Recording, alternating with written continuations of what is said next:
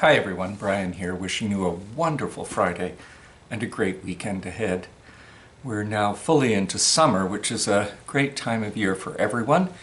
So it's a good time to remind people that if they have summer day plans on a Sunday, the 7:45 Eucharist is perfect for you. A quiet way to come to church and have fun with fellow parishioners who are there early in the morning before they go off to their day's activities. Of course, we also have the 9 o'clock and 10:45 liturgies, which run as usual all through the summer, and you're more than welcome to visit us right here on Fullerton Parkway. This Sunday, alongside celebrating the wonderful green season that comes after Pentecost, when we hear the stories of Jesus teaching to his disciples, we at Church of Our Savior will also be celebrating Gay Pride. This is the Sunday in the city of Chicago when the Gay Pride parade takes place, and we're happy to stand in solidarity with that movement. I know a lot of people come to Gay Pride from a lot of different angles and thoughts about how it impacts your life.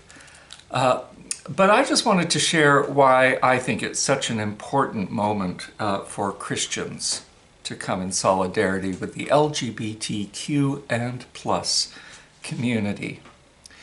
I believe that as we embrace people who are emerging into a new, deeper, richer, and happier comprehension of their identity, and they want to live that identity out into the community more fully, it's our theological, religious, and Christian duty to listen very carefully.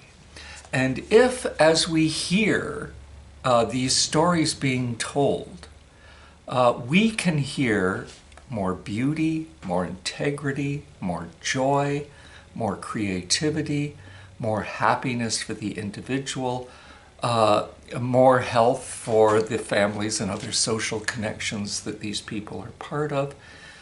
When we hear that, we, like St. Paul throughout the New Testament, are called upon to say we recognize the Spirit of Christ offering freedom, health, and wholeness to a whole new community of people, and in that moment, deepening and enriching our own experience of the gospel.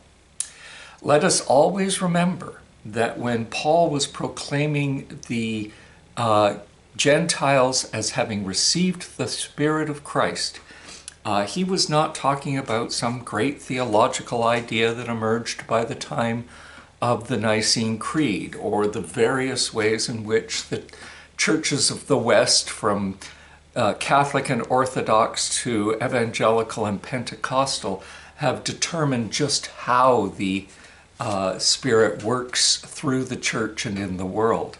He was simply recognizing that Gentiles who had heard the gospel, most often as they attended synagogue services where Jewish Christians were starting to reflect on the life of Christ, that he saw in these people new joy, new hope, a new sense of freedom about what it meant to embrace the monotheism of Judaism. At the same time, those same Jews did think of Gentiles as ritually unclean, immoral, heretical at best, but sort of worshiping idols rather than the real God, decadent, and incapable, in many instances, of receiving the same kind of grace that the Jewish people lived by. And it was St. Paul who had to convince Jewish Christians that, in fact, their new lenses of seeing the world through Messiah Christ gave them the opportunity to see these marvelous things happening in the world around them.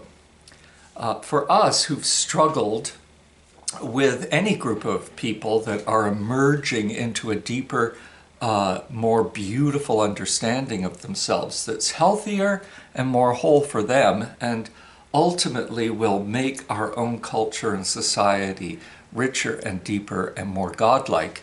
Whether it be #MeToo or Black Lives Matter, or an awareness of the beauty and integrity of the many cultures that form the American fabric, or the deep and profound value of original nations that were here alongside the LGBTQ community that gave us the phrase coming out, essentially coming out of darkness, coming out of slavery into a brighter light of day.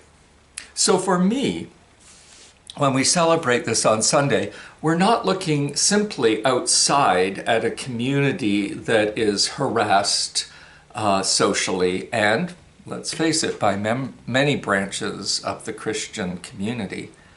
I look at it as an absolute celebration of the incredible joy of being able to witness the gospel expand once again into a place where we perhaps least expected to find it. So let's come and celebrate the gospel together. Hope to see you here on Sunday. If not, please join us online or pick us up next week. All the services are recorded. Thanks, and God bless.